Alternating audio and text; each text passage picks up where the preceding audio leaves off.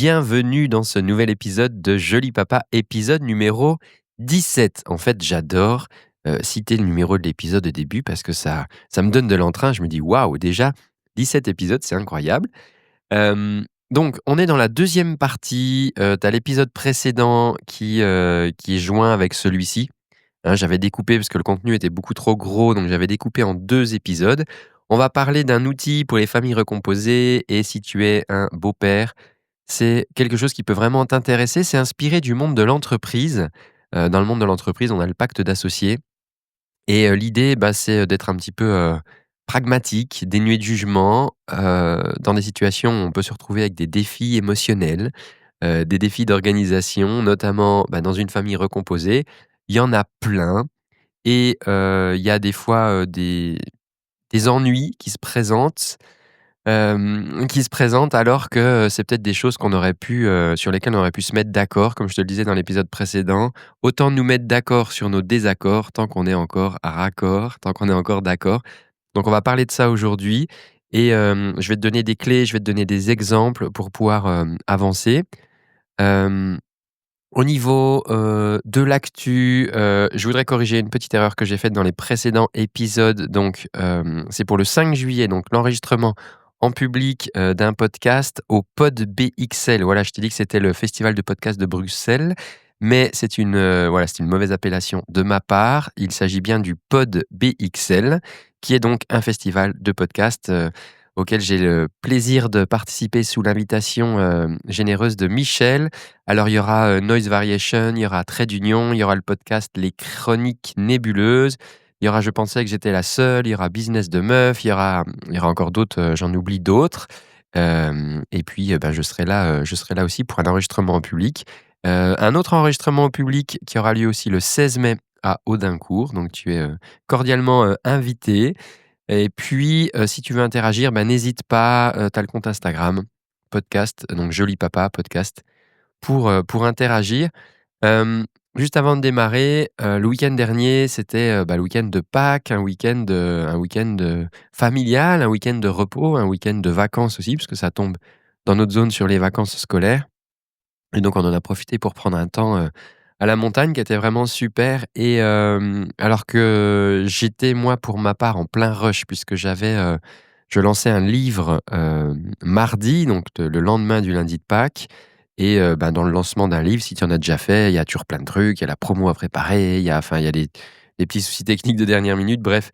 Donc j'avais quand même pas mal de trucs, et en fait, je me suis rendu compte comment ça aurait été facile de passer une bonne partie de ce week-end sur mon ordi, à gérer ce truc-là et comment j'en avais pas envie non plus, en me disant: «Mais en fait, attends, si je fais tout ça, si j'ai mon activité, si j'ai un podcast, si j'ai, heu, est-ce que c'est pour quand je peux avoir du temps en famille, ne pas le passer en famille?»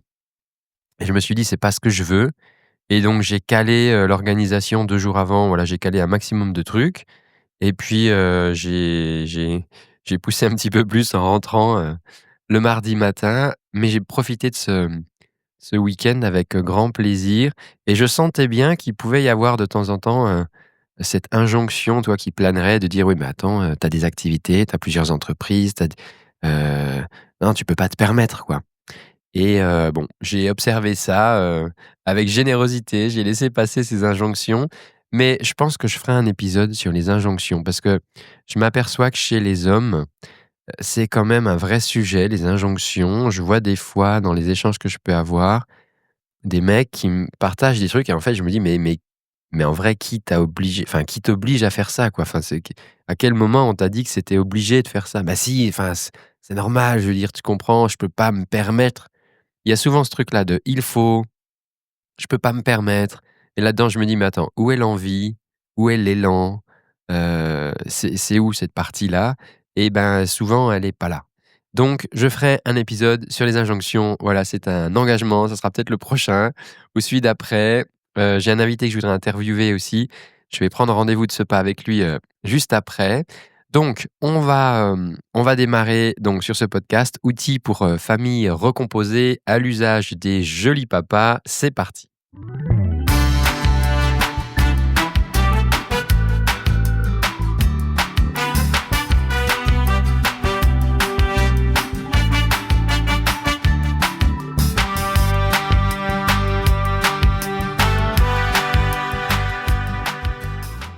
Alors, comme je te le disais dans le précédent épisode, si on imagine que ta famille recomposée est une start-up, ça peut être sympa si tu as un esprit, justement entrepreneurial. Ça peut donner, tu vois, de l'enthousiasme de dire: «Ben, OK, je connais les codes, il y a des manières de gérer qui peuvent s'appliquer à la famille recomposée et si ça se trouve, je vais pouvoir, mener à bien ma petite entreprise». Là où je vois des hommes qui des fois segmentent, qui ont des super talents dans des domaines, mais qui mettent le côté de la famille ou du couple comme un truc à part, dans lequel ils s'interdisent d'utiliser leur créativité, d'utiliser les talents qu'ils peuvent avoir d'un point de vue entrepreneurial, par exemple. Et du coup, ben, ils ont l'impression d'être un petit peu ballottés par les éléments, alors qu'au contraire, quand ils sont aux commandes de leur boîte, ils sont en contrôle, ils avancent. Et donc, ce que je te propose, eh ben, c'est qu'on transpose ce fameux pacte d'associés pour en faire un pacte de famille recomposée. Parce que finalement, la famille recomposée, les défis, la capacité à espérer, d'avoir une vision partagée avec, ta conjointe, ta partenaire, bah, c'est la même que dans une start-up. Donc autant mettre ça à profit. L'idée, c'est vraiment de pouvoir apporter de la clarté, de pouvoir apporter de la sécurité dans cette famille recomposée, d'apporter peut-être un peu plus de prévisibilité aussi. Je veux dire, il y a des sujets, tu sais, qui vont se pointer, tu vois? Je veux dire, s'il y a un différend sur les études des enfants, toi, tu es le beau-père, est-ce que tu as ta place là-dedans? Est-ce que tu as ton mot à dire? C'est forcément des sujets qui vont arriver, donc ça peut être intéressant de poser ça sur la table avant. Maintenant, je te dis ça, moi j'ai pas encore, enfin on n'a pas encore échangé sur tous les sujets, hein, avec ma partenaire, c'est un work in progress. Là, dans ces 2 épisodes-là, je t'ai fait une synthèse de moi, ce que j'ai pu vivre, de ce que j'ai pu observer aussi, chez d'autres, beaux-pères et donc l'idée, bah, c'est de partager un max d'infos et comme ça, on peut grandir, s'aider les uns les autres. En tout cas, c'est vraiment l'idée de ce podcast. Alors, un dossier, un chapitre de notre pacte, de famille recomposée, ça serait, les clauses de résolution de litige. Alors je te parle de clauses, c'est une analogie, hein, on est d'accord, tu vas pas faire un contrat.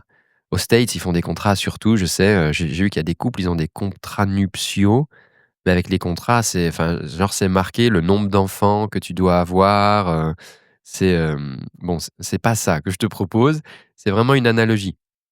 Mais peut-être que ça peut t'aider à rentrer dedans justement avec cette analogie. Donc l'idée, c'est d'avoir des clauses de résolution de litige et d'anticiper et de gérer les désaccords.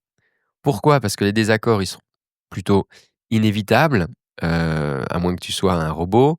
Hem, l'humain, il est fait d'accords et de désaccords. C'est peut-être ce qui nous distingue des IA. Je sais pas si tu as remarqué, les IA, elles sont toujours d'accord avec toi. Donc l'idée, ça va être de reconnaître qu'il y a des désaccords qui vont arriver déjà, hein, plutôt que de se dire: «Ah bah non, non, nous on sera toujours d'accord». Bah non, il y a des trucs des fois factuellement, on sera pas d'accord et quelque part de réfléchir à un cadre pour gérer sainement ces désaccords. Donc ça veut dire, dans les points clés, ça peut être, OK, comment on s'engage à communiquer en cas de désaccord? Est-ce que chacun part, dans son coin? Est-ce qu'on se tape dessus? Est-ce qu'on s'insulte? Est-ce qu'on crie fort? Ou bien est-ce qu'on se dit: «OK, on va se respecter l'un et l'autre dans nos désaccords. On n'est pas obligé de s'insulter, on n'est pas obligé de parler fort».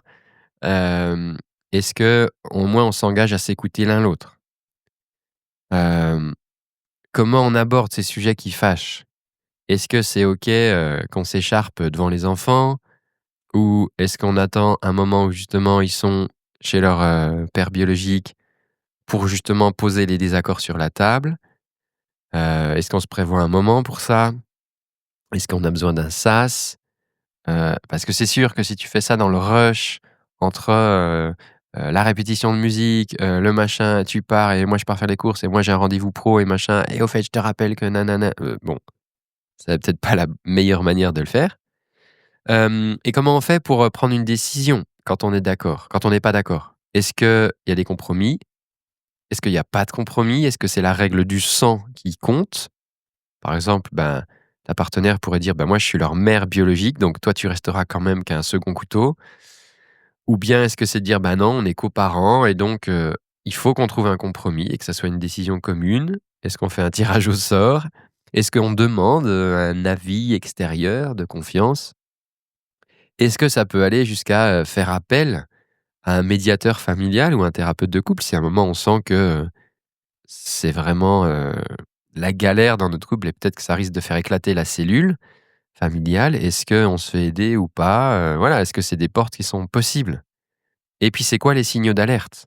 Hein, si chacun dort dans son coin depuis un mois, est-ce que ça, c'est un signal d'alerte? Ou est-ce que, bah, non, c'est comme ça qu'on gère nos désaccords? Tu vois? À voir. Donc ça peut être, je pense, intéressant. Je vais te donner des exemples pour étayer un petit peu et pour peut-être t'aiguiller.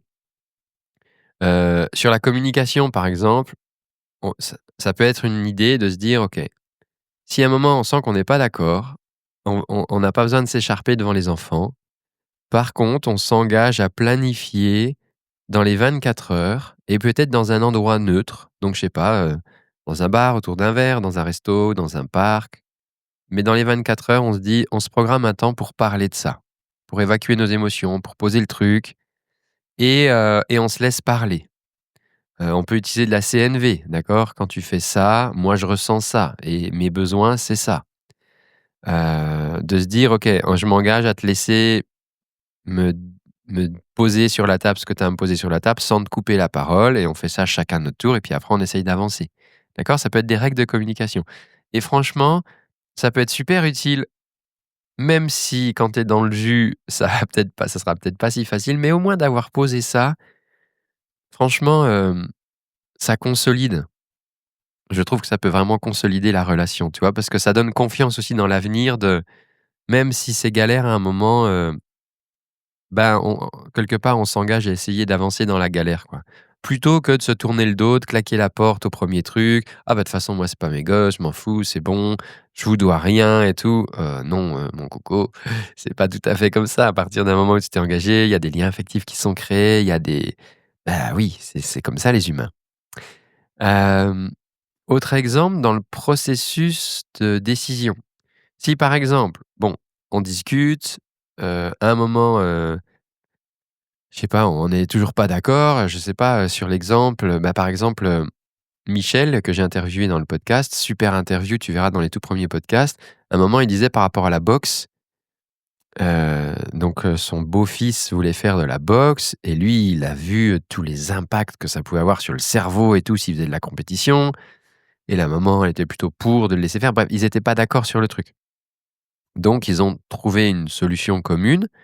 Et donc qu'est-ce qu'on fait? Si, à un moment, on n'arrive pas à se décider, qu'est-ce qu'on fait? Est-ce qu'on dit: «Bah, écoute, je te laisserai le dernier mot parce que de toute façon, tu es le parent biologique et c'est pas parce que finalement tu serais plus important, que ta parole serait plus importante que la mienne, c'est peut-être juste que peut-être que moi je veux pas, avoir la responsabilité sur les épaules d'avoir pris une décision qu'on regretterait après pour cet enfant qui n'est pas mon enfant biologique, tu vois?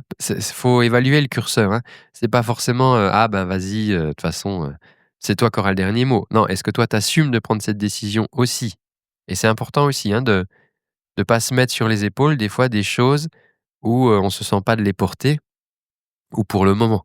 Hem et d'ailleurs dans le coaching, je vois que c'est assez intéressant, dans l'accompagnement, c'est que quand j'accompagne une personne, par exemple, alors sur tout un tas de sujets, mais à un moment, des fois, la personne elle dit: «Oui, mais moi, j'ai jamais demandé à avoir, là, à un moment, on s'en remet à moi, mais moi, j'ai pas demandé, en fait, à porter cette responsabilité et c'est ça qui me pèse». Ah OK!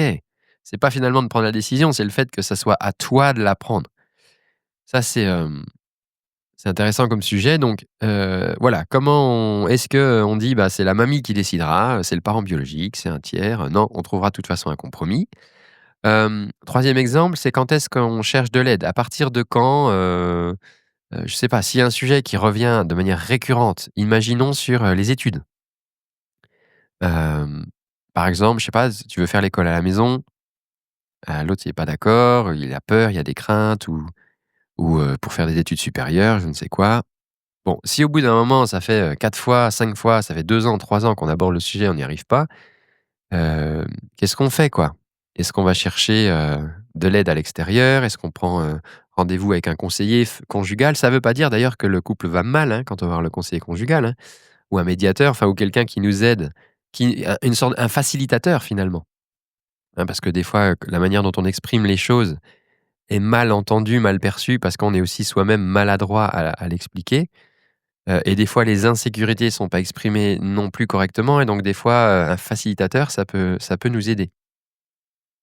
Je sais que moi ça m'était, arrivé, c'était dans un stage, de tantra où à un moment l'animateur il avait joué un peu un rôle de facilitateur, entre ma femme et moi et du coup on s'était compris en fait sur un sujet sur lequel on se comprenait pas depuis, plein d'années quoi. Donc je pense que ça c'est vraiment intéressant.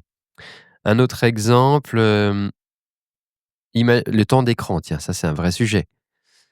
Ta conjointe, elle pense qu'il faut être hyper strict sur le temps d'écran. Et toi en tant que beau-père, parce que je sais pas, tu viens d'un autre milieu ou tu as une autre vision, tu dis: «Ah quand même, elle exagère, vas-y c'est bon» et tu fais des entorses au règlement, toi, genre quand elle est pas là. Donc là, ça veut dire qu'il y a un des 2 parents qui respecte pas la vie de l'autre, mais en plus il le fait quand il est pas là. Donc ça donne enfin ça envoie un message quand même aux enfants qui est un petit peu, alambiqué et donc est-ce que justement, dans notre pacte de famille recomposée, on a une clause d'alignement sur les règles communes? Est-ce qu'on dit: «Ben, si à un moment il y a une règle qui est établie ensemble, si on a un point de vue différent, est-ce qu'on s'engage quand même à respecter la règle?» Et je te rappelle du coup pourquoi cette règle elle est importante pour moi et pour eux. Et comment on fait du coup, ouais, pour tenir la règle, pour tenir le cadre de la règle, même s'il y en a un qui est pas tout à fait en accord sur la règle. Autre exemple sur les activités extrascolaires. Imagine, je sais pas, toi en tant que beau-père, tu veux inscrire ta belle-fille à un sport que tu aimes, parce que tu penses que vraiment, ce sport-là, je sais pas, tu adores le judo et tu dis: «Ben ouais, ça aurait un sens que ma belle-fille s'inscrive au judo parce que comme ça, je sais pas, elle pourrait, ça lui donnerait plus confiance en elle». Et puis, par contre, la maman, elle pense que: «Attends, l'emploi du temps, il est déjà hyper chargé, il y a déjà plein de trucs. Moi, je préférais qu'elle ait du temps plus libre». Bon, ben, ça, c'est peut-être intéressant, de réfléchir à ça, de dire: «OK, comment on fait avant d'inscrire l'enfant à une activité?» plutôt que: «Ah tiens, mercredi, je suis passé au judo, j'ai inscrit la gamine». Bah, on aurait peut-être pu en parler avant. «Ah bon? Bah, je pensais pas que c'était important pour toi qu'on en parle, si c'est moi qui l'emmène, de toute façon, c'est pas grave». Bah, non, il y a des implications financières, il y a une implication sur l'organisation de la famille. On a envie de prendre une décision conjointe ou est-ce qu'on peut prendre des décisions comme ça unilatérales? Hein, plutôt que: «Ah bon, tu les as inscrits au foot, bah écoute, tu géreras, hein, le dimanche matin, c'est toi qui iras». Bon, mais ça, c'est pas une décision du coup conjointe, c'est une décision unilatérale et on demande à l'autre d'assumer, la décision qu'il a prise unilatéralement. Bon, bah, est-ce que c'est OK ça ou est-ce que c'est pas OK? Pareil vis-à-vis, de l'ex-conjoint. Heu je sais pas, il y a par exemple, des plannings, tu vois? Il y a quand même des échanges à avoir avec le parent biologique. Et par exemple, peut-être que dans les interactions qui ont lieu, il y a peut-être des désaccords sur les interactions qui ont lieu avec le parent biologique. Et dans ce cas-là, est-ce que toi, en tant que beau-père, tu vas tout foutre sur le dos de la mère en disant: «Ouais, mais c'est n'importe quoi, c'est machin», alors qu'elle, bah, dit: «Attends, ouais, tu me dis ça à moi, mais c'est peut-être, à leur père qu'il faut le dire, pas à moi», tu vois? Est-ce que, on se prend un parti les uns les autres? Ou est-ce qu'on se dit: «Bah, écoute, on fait une réunion tripartite, on en discute à 3. Ou est-ce qu'on dit: «Bon, bah, ça, c'est pas mon deal, en effet, j'ai pas à m'immiscer là-dedans». Donc c'est peut-être des règles du jeu, intéressantes à évoquer en tout cas, même si tu résous pas tout, hein. Encore une fois, là, je te fais une liste à l'après-vert. C'est pour te donner un maximum de matière, mais peut-être que là-dedans, tu vas, piquer, 1 ou 2 sujets, une ou 2 idées où ça va résonner avec une situation que tu vis en ce moment et tu vas te dire: «Bah, tiens, ouais, ça serait cool qu'on en parle, quoi». Je te propose qu'on se fasse une petite pause, musicale et on se retrouve tout de suite pour la suite.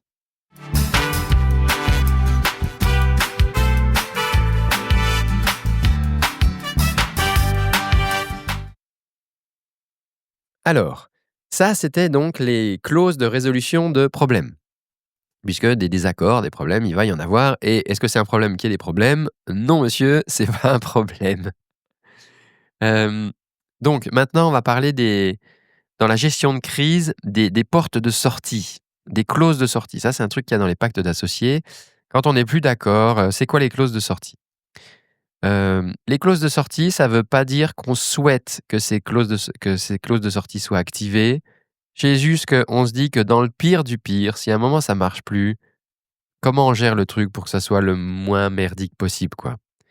Donc l'idée, c'est de prévoir, l'imprévu, donc dans ton pacte de famille recomposée, d'aborder des scénarios plus difficiles, ben, séparation, crise majeure et c'est vraiment pas du pessimisme, hein, c'est, c'est du c'est du peut-être du pessimisme prudent.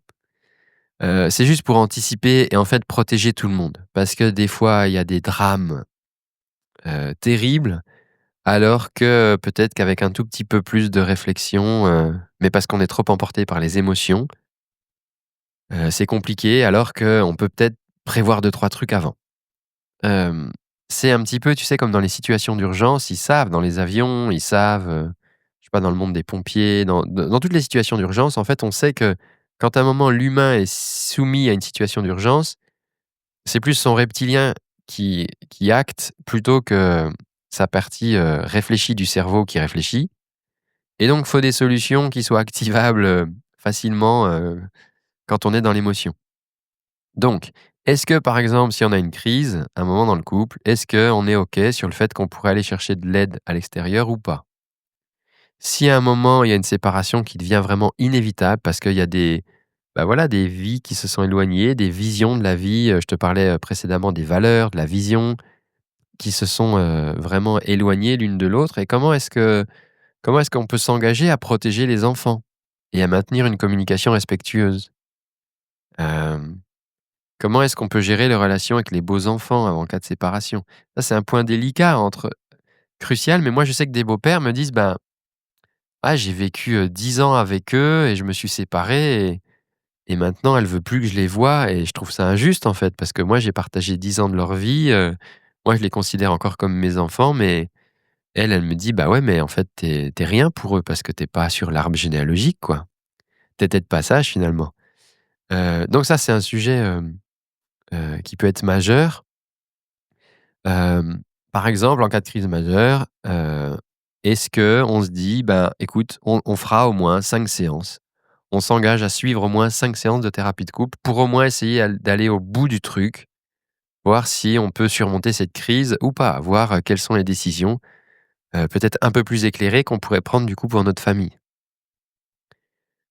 Autre exemple, ben, si malgré tous nos efforts, finalement on décide de se séparer, heu est-ce qu'on saura encore communiquer respectueusement et mettre de côté, mettre un peu le poing dans la poche, comme on dit, et d'essayer de s'interdire de dénigrer l'autre parent devant les enfants? «Ouais, de toute façon, votre mère, ouais, de toute façon, votre beau-père», tu vois? Et de toujours prioriser, comme on l'a fait quand on était encore en couple, de toujours prioriser le bien-être émotionnel et la stabilité pour les enfants et de tous les enfants impliqués finalement, hein, entre les enfants biologiques et les beaux-enfants. Parce que ce qui peut se passer, c'est que si il y avait des beaux enfants quand tu es arrivé dans cette famille recomposée et après, vous avez ensemble des enfants biologiques et après vous vous séparez, bah, quelque part, toi, tu repars avec, une garde partagée de tes enfants biologiques et tes beaux-enfants, ben, toi, ils sont plus dans la garde partagée parce qu'eux, ils sont dans la garde partagée avec le père biologique. Sauf que ces enfants-là, les enfants biologiques et les beaux-enfants, eux, ils ont créé des liens, ils se considèrent comme des frères, petits frères, grandes sœurs et cetera. Bah, OK, qu'est-ce qui se passe, du coup, si on se sépare? Tu vois, il y a plein d'implications comme ça. Ça participe à la complexité des familles recomposées, mais c'est aussi ce qui fait c'est aussi la beauté quand ça fonctionne, c'est que comment dans un univers complexe, on arrive à créer, de la fluidité et de la beauté et moi je vois beaucoup de magie en fait, là-dedans. Hem, donc sur le maintien du lien avec les beaux enfants, hein, OK, est-ce que, le beau-père, il a envie de pouvoir maintenir, si possible et si les enfants le désirent évidemment, un lien avec ses beaux-enfants, même en cas de séparation. Ce qui reconnaît du coup son importance aussi dans la relation qu'ils ont construite, hein, et de dire qu'au-delà même de la seule relation de couple qui serait plus fonctionnelle à ce moment-là, mais de dire que la relation de coparents, elle pourrait encore exister. Hem, un autre exemple, c'est, problème de santé d'un enfant. Ça, c'est des sujets qui sont lourds. Donc famille recomposée, il y a un des enfants qui développe des problèmes de santé sérieux et là, il faut beaucoup de temps, il faut peut-être même un aménagement du temps de travail, il faut de l'énergie. OK, comment on gère ce truc-là? Est-ce que, donc là, la porte de sortie, c'est pas une séparation, hein, mais c'est de dire: «OK, comment on s'organise?» Est-ce que ça dépend du job, des possibilités, des facilités que offre le job de l'un et de l'autre? Ou est-ce que c'est l'un des 2 coparents qui, ben, ma foi, devra s'organiser? Est-ce que on se relaie est-ce qu'on va se relayer pour les rendez-vous médicaux? Ou est-ce que, bah, non, non, moi je veux tous les faire, les rendez-vous médicaux? Est-ce que, tu vois, comment on fait pour éviter qu'il y ait qu'un seul des 2 parents qui porte ce fardeau émotionnel? Comment est-ce qu'on peut, ajuster temporairement, du coup, des règles ou des attentes? Bah, oui, on va peut-être pas faire, tous les week-ends qu'on avait prévus. Oui, on fera peut-être moins de vacances parce que là, il y a une priorité qui est donnée à la santé, de cet enfant.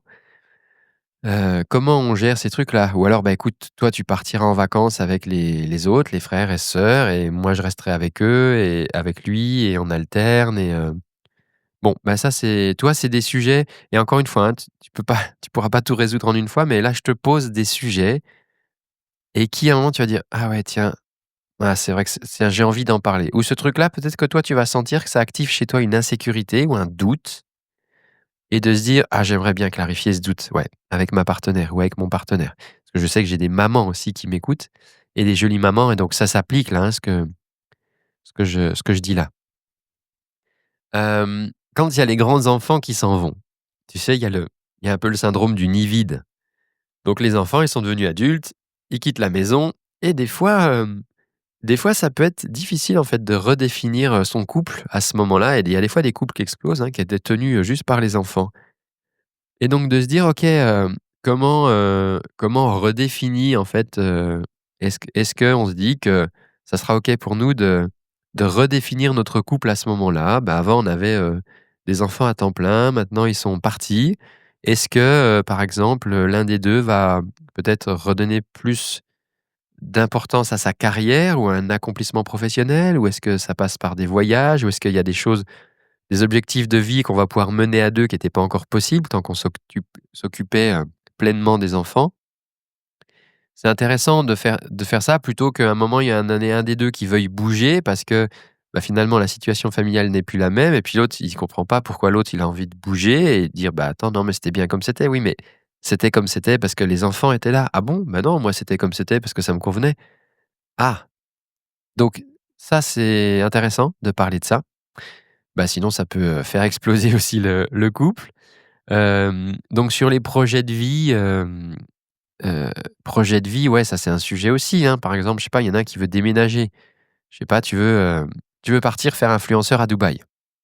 Bon, j'exagère, tout le monde ne fait pas influenceur à Dubaï. Mais c'est vrai qu'il y a une grosse aspiration. Dubaï a créé un passeport pour les créateurs de contenu, un passeport spécial et c'est vrai que je m'y suis intéressé. Il y a des avantages, assez fous, quoi. Enfin, ils te mettent à disposition, des locaux, de tournage, tu as un bureau pour travailler, tu as tout un tas d'exonérations de taxes. Enfin, il y a pas mal de choses.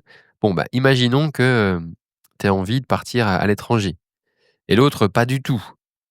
Bon, bah, là, le compromis, ça va être compliqué, hein. On va pas se mettre les enfants dans l'avion, donc du coup, dans ce cas-là, est-ce qu'on considère que c'est une condition extrême?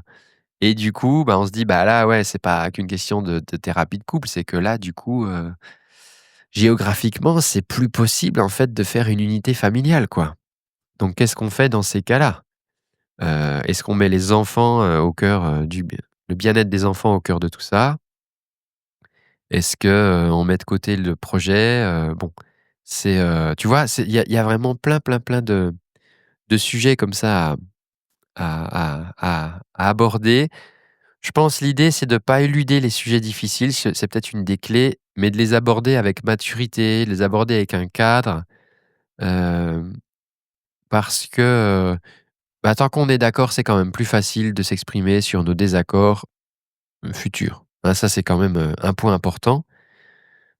Je voudrais, pour terminer, peut-être te donner quelques petits, conseils sur ce ou des conseils, ouais, peut-être des clés, des petits millimètres en plus.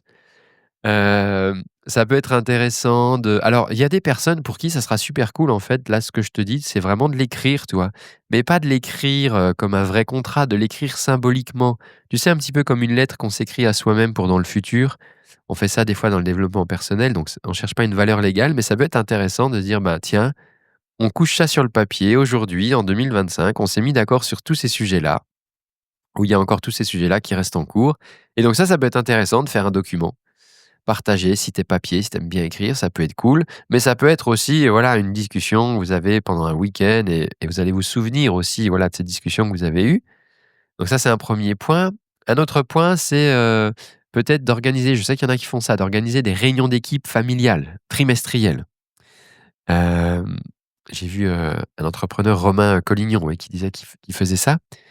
Hem Donc, tu peux dire: «Bah, ouais, OK, on va se faire une revue, trimestrielle et on va revoir les clauses justement de notre pacte. Qu'est-ce qui a bougé? Qu'est-ce qui a besoin d'être ajusté? Qu'est-ce qui a besoin» donc ça peut marcher pour des gens qui sont très, très KPI quoi. Très bien, donc les enfants grandissent, les c'est vrai qu'il y a un nouvel emploi qui arrive, il y a des choses qui bougent et tout. Bon, OK, ça peut être intéressant de faire des révisions régulières. Ça peut être aussi, oui, quand les enfants grandissent, il y a des règles qui étaient valables tant que les enfants étaient petits. Maintenant, ils commencent à être ados, ils ont plus d'indépendance, ils peuvent sortir, peut-être qu'ils ont accès à des nouveaux appareils. Peut-être que ça peut être intéressant maintenant de commencer à partager avec eux sur les points qui les concernent directement, de partager et moi, je sais que j'aime bien alors ils sont encore petits, mais j'aime bien, partager quand même avec eux. C'est souvent quand je suis dans la voiture avec eux, mais d'avoir leur point de vue. Par exemple, sur la routine du soir, c'était intéressant de voir que, eux, ils avaient une frustration, c'était de dire: «Ben, quand on rentre du périscolaire, du coup, tout de suite, on doit manger, tout de suite, on doit aller au bain, heu et après, tout de suite, c'est l'histoire» et du coup, nous, là-dedans, on n'a pas le temps de jouer. Alors qu'ils ont déjà joué, enfin, au périscolaire, ils jouent et cetera et en fait, de comprendre qu'à une demi heure près, en allant les chercher une demi heure plus tôt, on pouvait inclure un temps de jeu à la maison et c'était pas un temps de jeu au périscolaire, donc un temps de jeu, du coup, avec nous, et qu'après, d'enchaîner le repas, le bain et cetera, bah, pour eux, c'était moins frustrant parce qu'ils avaient eu ce petit temps de jeu et donc ça, c'est vraiment venu, juste d'une discussion, avec eux, quoi. Donc impliquer les enfants, je pense que ça peut vraiment être cool, d'autant plus s'ils sont ados, mais même, enfin, je vois à 6 ans là, ils réfléchissent, c'est géant quoi, parce qu'il y a pas de filtre quoi, donc ils posent vraiment sur la table, ils sont plus futés que les adultes là pour le coup. Ils posent sur la table vraiment, leurs sujets quoi, leurs préoccupations. Donc ça c'est chouette. Donc voilà les petits millimètres que je voulais t'ajouter sur ce pacte de famille recomposé. Voilà, j'espère que cet épisode t'a plu, cette série de 2 épisodes parce qu'ils étaient couplés là, t'a plu. Tu pourras le réécouter, tu pourras prendre des notes, je sais pas si tu écouté en courant. Voilà, enfin, tu vois, c'est des outils. L'idée, c'est pas de se dire, on va se dire: «Oui, mais alors il y a plus trop de magie là-dedans». Mais là, forcément, c'est un contenu que je te fais, tout seul derrière mon micro. Si on était en coaching, tu vois, si on était en accompagnement, on serait peut-être pas aussi, logique que ça, tu vois? C'est assez cerveau gauche là, la réflexion. Et je bosse justement en ce moment sur des accompagnements individuels autour de ces sujets-là. Je travaille aussi, sur des retraites. J'ai envie d'organiser des retraites pour hommes sur ce sujet-là, de la belle parentalité, parce que je m'aperçois qu'en fait, très souvent, c'est très centré moi, je suis pas conseiller conjugal, tu vois? C'est pas mon rôle. Par contre, en coaching individuel avec un homme qui est face à ses difficultés, ça, là, je sais que je peux et que j'ai beaucoup d'impact parce qu'en fait, c'est souvent à propos de nous, hein. Toutes les difficultés qu'on rencontre, elles parlent de nous-mêmes et c'est nous-mêmes qui pouvons les résoudre et c'est vrai que de le faire avec un coach, un accompagnant, ça peut vraiment faciliter les choses. J'ai aussi dans la tête un projet de livre, mais ça sera pour, un petit peu plus tard, donc n'hésite pas. Si tu veux interagir, tu as le compte Instagram Joli Papa Podcast où tu m'envoies un mail ou, tu, commentes sous l'épisode en fonction de là où tu l'écoutes. Prochain enregistrement public donc le 16 mai à Audincourt dans le Doubs. Ensuite le Pod BXL le 5 juillet à Bruxelles.